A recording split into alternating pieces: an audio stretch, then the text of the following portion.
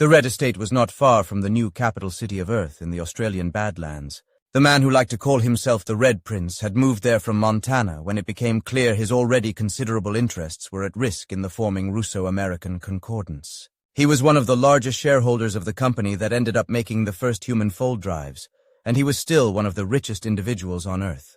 We had been careful not to disrupt such fortunes as his when the governments were unified because, if they acted together, those few hundred people could have made our mission very difficult.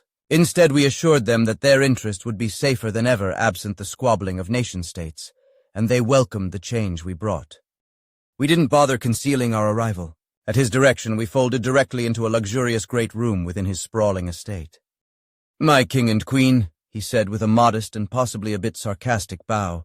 "I must say I expected silver tights and royal headwear. We aren't here on official business of the Earth government. Thank you for agreeing to see us. I have several friends who strenuously advised me to do whatever you want. They had to hitchhike back to their homes from a considerable distance, and only one of them knew Galactic Common beforehand." "Sorry about that," Emma said. "If we could have thought of another way to make our point without violence, we would have. We did try to make sure they would all make it back." "And they did," he said. "Would you like a drink? To toast my friends on their return from the ordeal you set them." He poured us clean shots of Remy Martin XO and we clinked tumblers. "You did them a favor," he said after we tossed them back. "Most people of my social class are soft, weak, and much more ignorant than they realize. The people you sent away, at least the ones I know personally, came back much stronger and wiser than they were before." "Do they know you think that?" Emma asked. "Of course not, but I do take their advice to be square with you at full value." At that we all chuckled. "We were hoping you would let us see your collection," I said. He stiffened for a moment, then smiled. "I would have thought that you would find that pursuit of mine off-putting," he said. "Then I remember that the two of you killed 2 capital fold ships with full sentient crews. I'm an amateur at your scale." We gritted our teeth and politely agreed. "The repository is a few miles from here underground," he said. "It will take us an hour or so to get there because there are no roads." "If you can show us where it is, we can be there in seconds," Emma said, and she used her implant to project a translucent 3D map of the estate in the space between us. There was no indication of where this illusion came from, because of course it came directly from the implant in its extra-dimensional fold of space. The Red Prince quickly picked up the hand control gestures and scrolled and magnified this image until the location of the repository hall was clear. Emma killed the projection and offered her hand. "How does this work?" he asked as he accepted her grip. A moment later she said, "Like this," as we were now in the hall. "My God," he said, "that is unbelievable. I had a large hand in making the human fold drive, and I can't imagine how much more advanced your technology must be to do that so seamlessly." "I had a larger hand than you did in making our fold drive. I was one of the theorists as well as a test pilot. You have no idea how much more advanced this technology is." We looked around. We were surrounded by animals frozen in motion by the best taxidermy artists to ever practice their craft. The Red Prince hadn't simply found them. He had funded them in researching ever better methods. We were facing a diorama of the African savanna. A lone male elephant raised its head to bellow as several female lions stalked a small group of gazelles, with a male lion watching from the foreground. A pair of African-crowned hawk eagles watched with interest from an overhanging tree. A still photograph would have given no clue that the animals were all dead and posed. "That elephant is Old Pal, the last of his species. It cost me a fortune to harvest him from the zoo in Johannesburg. The last female had disappeared over 15 years earlier, and I left him until it was clear that I risked losing him to poachers in the increasingly unstable territory. The Chinese were shitty curators of the African continent. I paid more to have him preserved than I did building the manor house." "How does it feel to kill the last member of a species?" I asked, trying not to have an edge in my voice. "It's curious," he said. "There is a godlike sense of power, of course, a power that cannot be experienced in any other way. Yet there is also sadness, because it is a power that can never be exercised again." "Do you know how many times you've killed the last member of a species?" Emma asked. 412, he replied without hesitation. "But I have never been the cause of extinction. When only one fertile example exists, I consider it a mercy to bring it here rather than let it rot after the poachers harvest what they want." "It's hard to argue with that," Emma said evenly. We walked around. There were other equally elaborate and detailed dioramas of the Americas, Asia, and even Australia and Europe. Some of the animals featured even continued to thrive in what was left of the natural world. Red told us that the plants were elaborate artificial reproductions. He had paid a similar fortune to different artists to make them as authentic as possible. And of course there were many individual specimens mounted and displayed more conventionally. "We have a proposal," I finally said. "I could describe it, but it would be easier to show you. Would you mind taking a short space journey with us?" "As long as I get back in a reasonable time," he said with a laugh that betrayed the first hint of nervousness that we could detect from him. "We promise that if you have no interest in what we show you, you will be back here for dinner tonight." "In that case, show away." "Is the land above us a reasonable place to land a small craft that doesn't need a runway?" Within 5 minutes we were all aboard the implausible alibi rising through the atmosphere. We introduced Quentin. "You can just call me Red," the Red Prince responded. As the sky turned black, Red said, "I find it surprising that you didn't just grasp my hand again." "Their powers are limited when they have something other than their own bodies along," Quentin said. "That's why they have a sidekick pilot and his glass ship." "Quentin, didn't you once do work for—" "I once did a lot of things," Quentin snapped. "I'd prefer not to think about them." "My apologies," Red said with what sounded like actual sincerity. Quentin brought us in low over the equatorial forest. Red and Emma and I took position on the top level of the glass ship, and Quentin tilted us so that the ground was easily visible. The gravity plating made it seem like he was tilting the planet instead of the ship. He brought us in over a group of giant herbivores that were standing nearly upright, and using their long necks to devour the branches of giant needle-branched trees with their beaks. "Those animals must weigh hundreds of tons," the Red Prince said. Almost absently, Emma said, "That near one masses about 121,400 kilograms. Red gave her an astounded look. "You can measure things too." "Oh, they can do lots of things," Quentin said. "Let's find some predators." This took a little more effort because large predators don't flock, but Emma and I had far better searching tools available to us than Quentin did via the ship, and we quietly forwarded him promising coordinates. We found a family of giant raptors feasting on a fresh kill and fending off a closing perimeter of smaller but more numerous claimants to the carrion. 97,200 kilograms, Emma said. "That's the female. The male is 88,800 kilograms, and the juvenile is 31,400 kilograms. "I'm impressed," Red said. "What exactly am I doing here, though?" Unlike the herbivores, the raptors noticed us, and the female came to snap her beak at us. Quentin hovered just a bit beyond her range. "It's quite possible she could destroy the ship," Quentin said helpfully. "Jay and Emma can probably tell us the bite force." "Not quite," Emma said. "We're a bit big for her bite, but these aren't the largest carnivores on this world." "What do you want from me?" Red said. "We need them to be killed. All of them." "You want to make these creatures extinct?" Quentin flew us back up into the blackness of space to overlook the world. "They are already extinct. They just don't know it yet. The Curators just surveyed this world, and they find it unpromising for their purposes. If these giants are still here in a few 100,000 years when they come back, they will fix the problem the same way they fixed the same problem on Earth 65 million years ago. The Curators caused the KT extinction." "Yes." The Red Prince deflated a fraction of an inch. "Such power," he sighed. "This galaxy is their garden," I said. "They weed where they choose. And they want me to be their lawn man. We offer you the job. We thought you might find it an interesting challenge." "I have hunted on the human colony worlds," he said wistfully, "and there was nothing challenging there. That's because we chose the colonies to be as boring and uninteresting as possible. If we weren't there now, the Curators would probably seed them with more promising life in a few tens or hundreds of millions of years. We are not here to make another colony. Part of our charge is that all of us will leave when the work is done. This is a world that shows promise that has been dead-ended by the reign of the giants. That reign will end. The only question is whether it will be done by throwing another space rock or by some more elegant process. So I would be a more elegant process than a meteor. If you don't kill nearly everything else, then we would think so." He looked almost wistfully back at the world. "You have captured me," he said. "I am incapable of resisting such an offer, as I'm sure you knew. I will clear this world of its giant vermin. I will do it efficiently and with as little harm to the rest of the ecosystem as possible. And then we will leave. Is this what the Curators want?" "Yes." "I will need a base of operations and helpers and recruits. This project will make hunting interesting again. There are some islands the giants can't reach. Take your pick. There are no limits to the technology you are allowed to use." "No limits? What about biological and chemical?" "Nothing you are capable of doing comes close to what the Curators will do if you don't finish it first." "Well, I think you said we could be back at my estate for dinner, and I have some 200-year-old wine that has been waiting for a good enough reason to be consumed. About a week after our visit to the world of condemned giants, we received an invitation from the Red Prince to observe the preparations he was making for the project.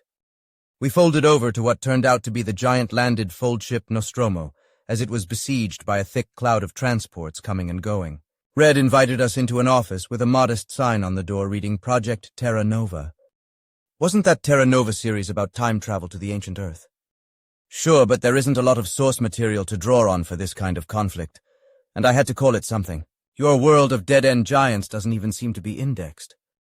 It is, but that index is private to the Curators responsible for its level of development. How did you get control of a capital fold ship? I leased it, he said. Had my choice of several, actually. We built more of these things than we really need now during the diaspora. Nostromo is going to be parked on one of the islands or possibly just levitate out at sea. Our first mission will be a full planetary survey so we can make more detailed plans for the main mission first phase. The biologists are already here to do a classification and census. I'm laying in modest weapon supplies until we figure out what works on which targets. Some of the biologists have warned me that Earth's dinos would have been really hard to kill. Eventually we'll have hunting tourists, but at first it's going to be the pros scoping out the situation. As he spoke, a personnel transport landed outside the office and people started to file out. More scientists, Red said. I think that's my infrastructure crew. How are you recruiting people? Emma asked. Are you kidding? I just tell them what the mission is. Most of them would come along for free, but I'm paying them fair Earth economy wages. It turned out that Red was also leasing 2 interstellar personnel transports to shuttle between the Nostromo and Earth, a whole fleet of atmospheric transports for moving about on Terra Nova, and he was loading up what he called a modest provisional arsenal suitable for waging a respectable regional war. One of the interstellar personnel transports was returning, so Red invited us to meet it with him. My lead biologists, Red said, and we made informal introductions without Red telling them who we really were. How many people are on your team? I asked as assistants started to unload specimen containers. 86 if Red's gotten all the people we listed to agree to join, the team leader said as everyone else followed the cargo into the Nostromo. We're putting together a world-class lab, too, he said. That's quite a crew for what amounts to a hunting expedition, Emma said. Well, we have to figure out an entire ecosystem, and what separates the target animals from what we're trying to preserve. Red wants us to be ready in case we have to resort to chemical or biological agents, so we have to figure out their biology well enough to target those. Not content to leave it to the hunters, Emma asked Red after he departed. I thought the thrill of the hunt was the main reason you liked this project. Oh, it is, Red agreed, but I'm also aware that I agreed to a price for that I would clear this world of its dead-end megafauna. And I intend to perform that task as agreed, even if it turns out that practical hunting kill rates can't keep up with the birth rate in some niches. We left and agreed to return when the Nostromo was ready to depart for the world which looked like it would now be known as Terra Nova. Meanwhile, we had a meeting scheduled with the curator who was to show us the process by which species were guided through the critical path. The coordinates we had been given led us to an Earth-like world where the local ecology bore a striking resemblance to that of the African savanna where humans evolved. Our new curator guide had short silver fur, a prehensile tail, and a strikingly white bony face. We made our greetings and looked around. Her vocal apparatus wasn't compatible with English, nor ours with her native Clacky dialect, so we communicated via implant-to-implant links. This looks awfully familiar, I said.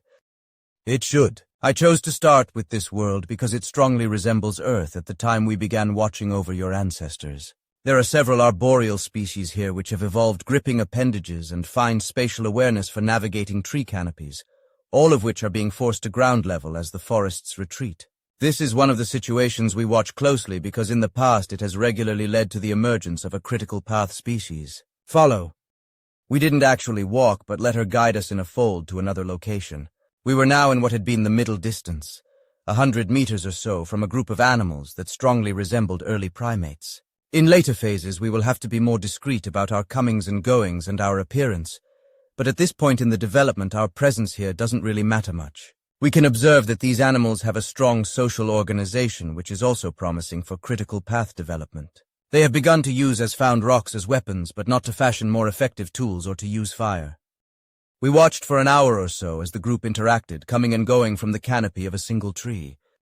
At this point, this world is still on the index of the asteroid stations, We are able to make more frequent and detailed observations than they can, though. If the promising patterns die out, we will report that to the others, and they will continue to curate this world. If one of these species starts to fashion purpose-made tools or use fire, we will take over full responsibility. We made another fold jump to a different group. About 1,000 kilometers further from the equator, the weather is more variable here. Decline of the forest is more advanced. These larger animals were walking on 2 legs and living in a cliffside complex of caves. Our biggest worry for this particular world is that none of these species have developed opposable digits, and it is possible that a random common feature of their genetic structure will make some such important trait unlikely to emerge. Would you do genetic engineering if it turned out to be necessary? No. At this stage, it is up to the universe to decide what will happen. If we were to intervene in all these cases, we would simply end up with a garden full of familiar forms, and that is not what our ancestors wanted. How big is the population? The species we saw earlier number a few tens of thousands. These before us are all of their kind. Species at this stage tend not to be very numerous, and their existence is fragile. It's one reason we check often. We normally visit this world on each solstice and equinox to see how they are adapting. Things can happen fast, not happen at all, or a promising species can be wiped out in a plague or famine. And you don't interfere. We don't interfere. For the future, there is something I must do for you two. We will end this visit now, but soon we will need to conceal our activities better. I have been told to unlock certain capabilities of your implants. She looked thoughtful, then nodded.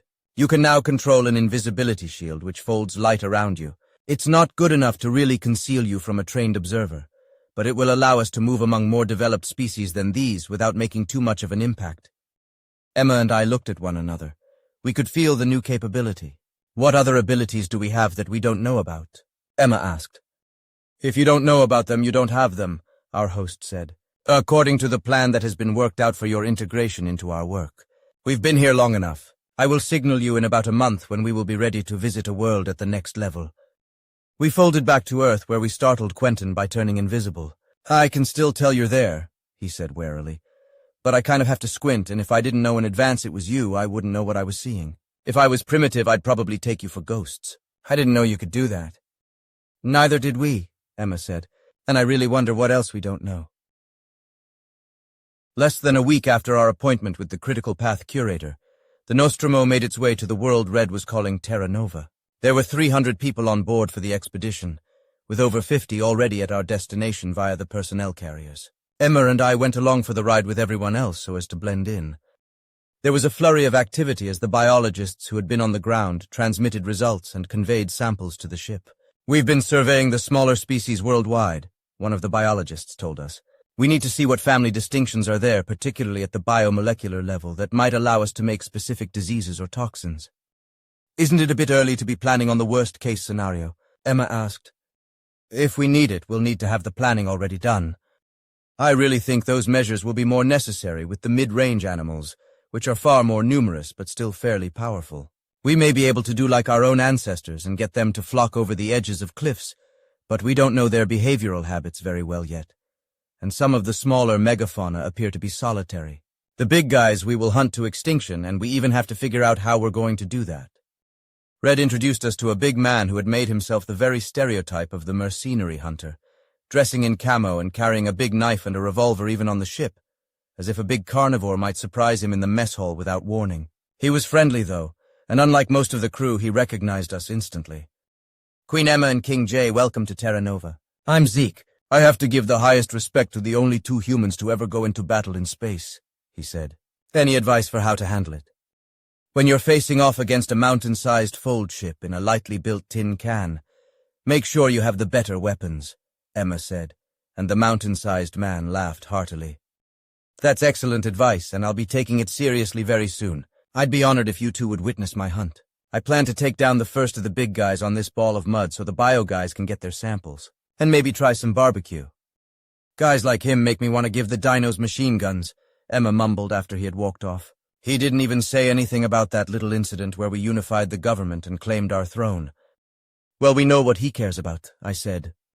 Zeke's hunt was to be quite the spectacle, though. He had outfitted an open flying sled with a fully automatic Browning M250 caliber machine gun.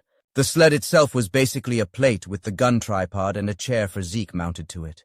Wouldn't something with a little protection for you be a good idea? Emma asked him as we viewed it. Going up against a capital fold ship in a tin can wasn't much fun. I've seen estimates of these guys' bite force, Zeke said. I'd rather have a clear shot than a cage that bad boy can crush. Scouts located a promising target, and the observation craft formed a distant circle before Zeke moved in. These were just bigger floating plates, but we were high enough to be out of range of any of the animals, and Red had supplied us all with binoculars. They were autofocus, had active image stabilization, built in rangefinder and target-size reticules, but they were old school in that the light passed directly from the target through a couple of quality lenses to the eye without being digitized in between, just like being there yourself. The giant was making its way across a wide-open grassland, moving steadily. It was on its way from somewhere to somewhere else, perhaps migrating. This was one of the things the biofolks were studying. Zeke moved in from the side and opened up with a short burst from the Browning. A crisp little display in our binoculars counted an even 20 rounds. That would have dropped an elephant cold if there were any elephants left to aim it at. The giant turned toward the source of its irritation. Some of the bullets had very clearly bounced off of its mammoth beak. It tilted its head in Zeke's direction. It was not quite smart enough to realize that something as small as Zeke and his flyer might be dangerous. Zeke hit it again and the counter stopped at 80. This time it saw the muzzle flash and understood that Zeke was the source of its irritation, and it moved toward him. It moved toward him very quickly. It was big, but it had long legs and a surprisingly quick gait. "Get out of there, asshole," Emma said under her breath. Zeke opened up again, and this time the display ran to 160. The giant had closed half the distance, and Zeke had made no move to evade it. The gun fired again, and the display ran to 300. The flyer not being very large, this was all the ammo he had. The giant only ran faster and ripped loose a searing bellow of anger like the DJ mix of a parrot imitating a foghorn dropped 2 octaves. Zeke finally punched the controls and shot up vertically. The monster bellowed up at him as he hovered about 30 meters beyond its reach. Then it jumped. Later the biologists marveled at the recordings. Normally such a massive animal can't safely fall from more than a few meters, much less jump that high. But its legs appeared to be equipped with a massive system of energy storage and shock, absorbing accessories much more special purpose than simple muscles. It managed to knock Zeke aside with one claw but not get a grip on the sled, and fortunately didn't quite get in beak range. It did snap its beak at him, and Zeke said it sounded like 2 mountains slamming together. The biologists followed in one of the observation platforms and saw that the ambush had apparently done no real damage. 3 days later, the animal was still making its way south. The biologists also found other targets of interest, but Zeke was intent on taking this one down. 5 days later, he was ready with Plan B. "What the actual fuck is that?" I asked when I laid eyes on the new armament. This gun was mounted fast to the sled, so the sled would have to be maneuvered to aim it. The gun itself was over 2 meters long. Zeke no longer had a chair. He would lie face down next to the gun strapped to the sled, which had been lengthened to about the size of a surfboard. "That is a fucking Lati L-39 anti-tank rifle," Emma said. "Only semi-automatic and not made since World War II. Somebody appears to have taken my advice." "Yes, I have," Zeke said from behind us. "The 50 cal rounds just bounced off. This is a much heavier shell with about the same muzzle velocity. Not fully auto, though. I couldn't take enough ammo to fire for more than a few seconds if it was. I did have access to the full auto aircraft variant. No, this is for precision. The whole sled will recoil hard when it's fired, and only the first shot full auto has any accuracy. I have to find its weak points and drill them. So that's why I got the not very big 2 laser sight mounted on the antique elephant gun." "Why don't you use something more modern?" I asked. "Because nothing like this has been made since we started using explosives for piercing armor." "You could just use an RPG," Emma said sweetly. "I'm hoping it doesn't come to that. Messes up the barbecue."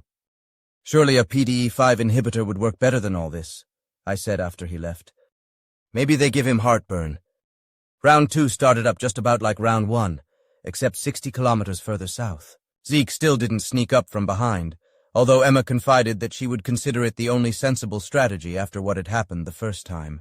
Zeke settled in just above the grass and pulled the trigger. Our round counters flipped to 1. The animal made a gesture that was easily recognizable for, "Not this shit again." It spotted Zeke and started toward him. He fired at intervals of a few seconds, and on his 4th shot one of the giant's eyes exploded in a gout of red. But it kept coming. "These things don't seem to have gotten the flight part of the fight or flight memo," Emma observed. "Zeke would just pursue it if it turned and ran. Maybe it's smarter than it looks." Red spots appeared on the animal's neck, on its chest, at its crotch. There was audible groaning from the audience when that happened. Still it came, and Zeke backed away, still firing, since the sled and gun were essentially one machine the way it was mounted. Nothing slowed it down, and after exhausting his ammunition, Zeke shot upward fast enough that it couldn't jump for him again. On the comm channel we could hear him unleashing a blue streak of profanity at it. That was, however, the end of the duel. The biologists called 8 hours later to let us know the animal had finally died of its wounds. It had taken that long despite some obvious severed arteries that left it resting in a pool of at least 100 liters of blood. They got in quickly with robots to get the blood and tissue samples they needed. Scavengers were gathering, and many of those were also potentially too powerful to easily deal with. Fortunately, night was falling, and the scavengers did seem to fear fire. This made it possible for the biologists to move in when they were sure the monster was really dead and harvest Zeke's barbecue slab. The tests were clean for human consumption, and there was enough meat for everyone in the crew to have a generous sample. At Zeke's personal direction, they sliced the massive muscle into centimeter-thick slices, and then 3-centimeter-wide strips. Zeke turned out to be quite the barbecue artist. But after all that drama, it was rather anticlimactic to find out that the giant carnivore's meat tasted almost exactly like dark turkey meat.